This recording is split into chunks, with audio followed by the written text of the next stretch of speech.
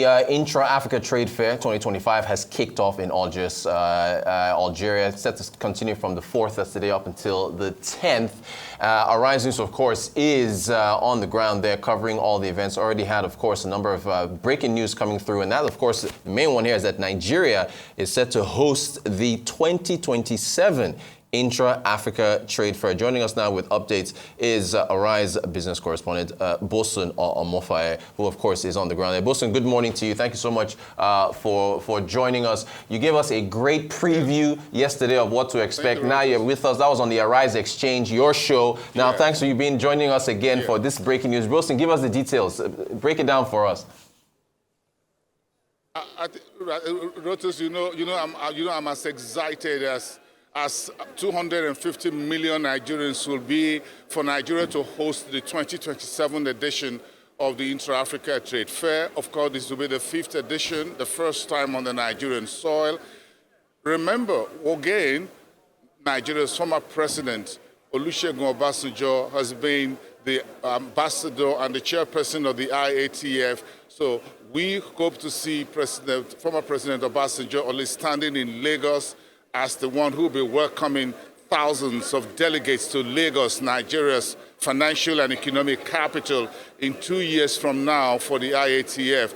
Now, the announcement didn't really come much as a surprise. Remember, South Africa has held this very high-profile event for 2 times. South Africa has held it once. I beg your pardon. Egypt has held it twice. Algeria is holding the 4th edition. So Egypt has held it twice. So it's moved from South Africa to Egypt to Algeria and now down to Nigeria. So it's a very big announcement at the start of this week-long event here in Algiers that Nigeria is hosting this particular event. And of course, you saw that earlier in the live streaming that Nigeria's Minister for Trade, Industry and Investment, Dr. Jumoke Oduwole, receiving the official flag of the IATF 2027 from the chairperson of the IATF, Olusegun Obasanjo, Nigeria's former president.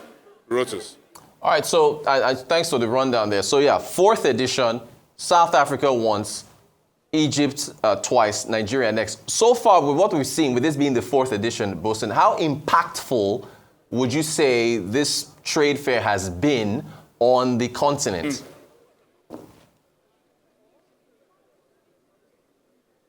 Okay, so Rotus, I'm sure you, I listened in earlier. The first edition back in the first edition around 2018, you saw about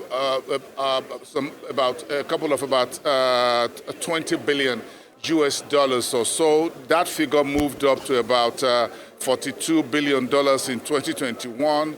Then you had $43 billion at the last edition back in Cairo. The target for this edition is about $44 billion, could be more.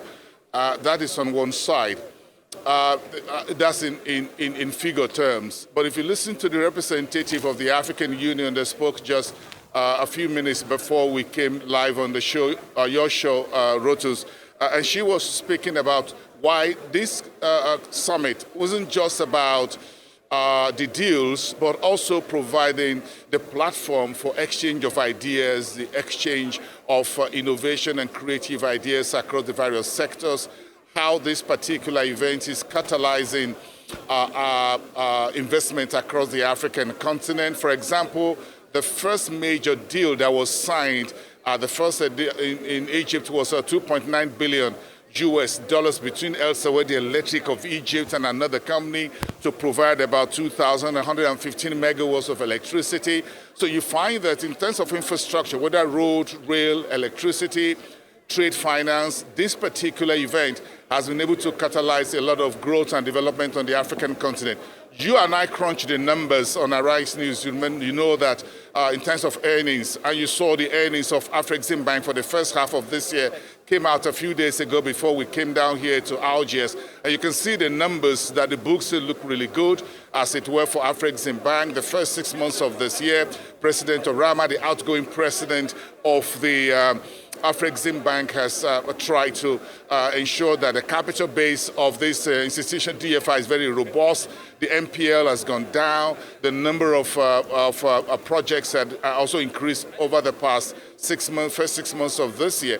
So this agency under which the IATF has been held has been able to do a whole lot over the last 8 years since the IATF actually started as a major networking, investment opportunities, harvesting of ideas, whether for women, youth, and other mega projects across the continent. So it's been good so far, but I see a whole lot more to be done, Rotus. In fact, thank you for that. Speaking of a whole lot more to be done, Boason, you shared a great story with us on the Arise Exchange show about a businesswoman you met who is involved in steel. You talked about how she's hoping to sign some deals while she's there. So can you flesh that out for us? What are the expectations in terms of businesses and representatives from across the continent that will be there hoping to get financing for whatever projects it is that they have that will create jobs and be impactful back home from the other African countries where they're coming from? Well, the deal room is open already, as you know, Rotus. From today, you expect to see a couple of deals being signed on stage. We'll be covering almost all of that as much as we have all our time at the IATF here in Algiers. The key issue, right, to also mention very quickly, Rotus, is that Nigeria is making a big show also this time around. A few minutes ago, we met with the Managing Director and CEO of the Southeast Development Commission.